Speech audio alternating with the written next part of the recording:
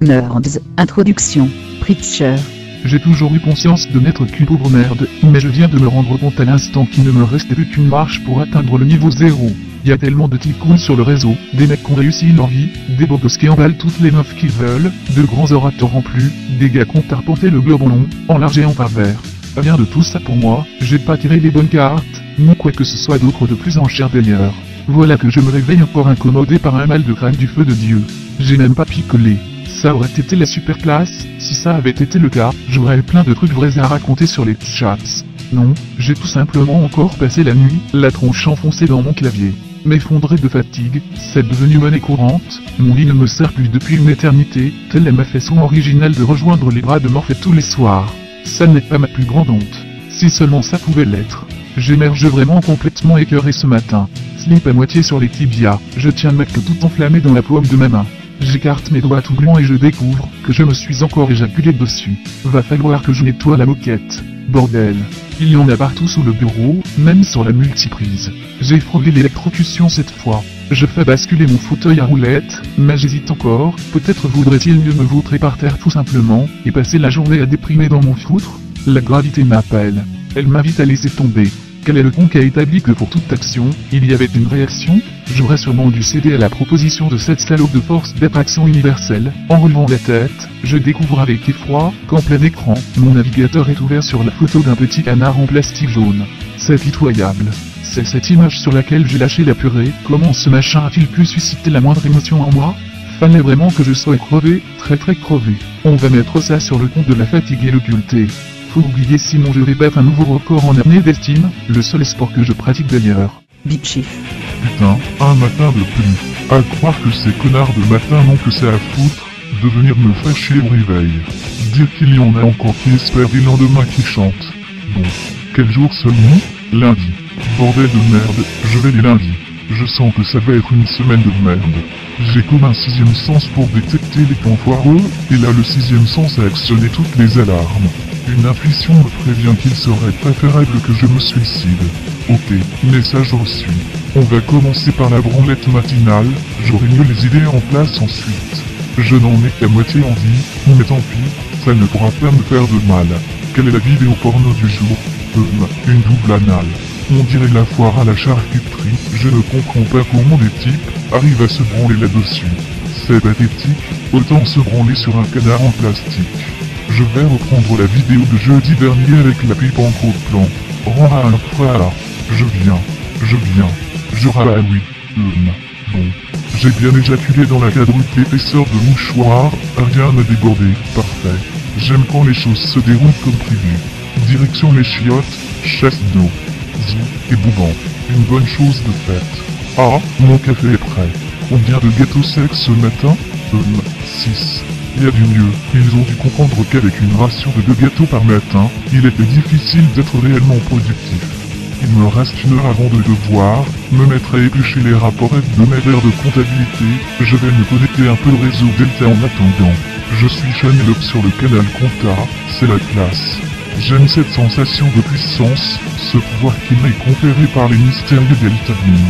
Je suis d'humeur joueuse, je vais kicker du boulet ce matin. Tiens, voyons voir cette aérie.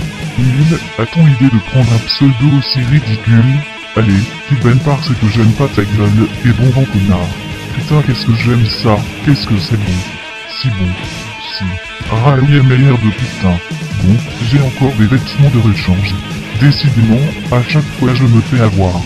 Sinon, elle ne commence pas si mal cette semaine. Foutu sixième sens qui se détraque. Ça doit être à cause de la bouffe génétiquement modifiée. Kikoulul, 84. C'est un matin de printemps, qui m'accueille dans ses bras chaleureux, et je m'étire avec un bonheur non dissimulé, dans mon immense lit recouvert de tous mes amis en peluche. Je me lève sans difficulté, et rôde dans mon petit nid d'amour tout chaud, savourant la tiédeur de la moquette, l'air frais du ventilateur. Le monde est merveilleux. J'envoie négligemment la boîte de l'Exocalme rouler sous le lit, d'un coup de pied. Encore en pyjama, je saisis ma peluche préférée, et je me lève dans mon fauteuil, devant l'ordinateur. L'écran, encore brûlant des joutes verbales endiablées de la veille, m'attire de sa paisible lumière. Il clignote encore de tous les messages d'amour de tous mes amis qui m'ont souhaité une bonne et heureuse nuit. J'aimerais les voir attachés à un poteau, et leur foutre des grands coups de hallebarde dans le vide. Je lis les messages qui m'emplissent de joie. Leur convivialité, leur douceur m'enivre, et je file à la salle de bain, me coller 2 doigts dans la gorge pour dégueuler mes boyasses puantes, puis je tape dessus et m'en fous partout. Sur notre petit serveur de chat convivial, les gens sont disponibles, toujours à l'écoute, ils sont là pour moi, et me dispensent toute leur amitié sans rien attendre en retour. Ces gens, dont je ne connais pas même le visage, sont mes frères et mes sœurs, ma vraie famille. Ils rient avec moi, me consolent lorsque je suis triste, et que j'essaie de m'arracher les yeux de l'intérieur. Nous parlons des heures et des heures de toutes les composantes merveilleuses de notre vie sublime. C'est une marée de chaleur humaine, de fraîcheur et d'humour léger, c'est l'amour avec un grand A, je briserai tous ces putains d'hippies merdiques. J'ai envie de crever. Je suis si heureux, hier Titounette 21 m'a avoué qu'elle avait des sentiments pour moi. C'est ce que j'espérais depuis tant de temps. Une vague d'euphorie a parcouru mon échine, et je me suis follement touché la zigounette en relisant encore et encore sa déclaration, et en imaginant la poire pourrie de cette salope écrasée sous ma botte. J'ai hurlé comme un loup et fait des bisous à mon écran, puis je me suis jeté 17 fois contre le mur, et j'ai bouffé les bras et la tête de Dolly, la poupée qui dit oui. Cette grosse pute elle est con. Jusqu'à ce que mon ami le Verboy 635 m'avoue que Titounette 21 est en fait un bot.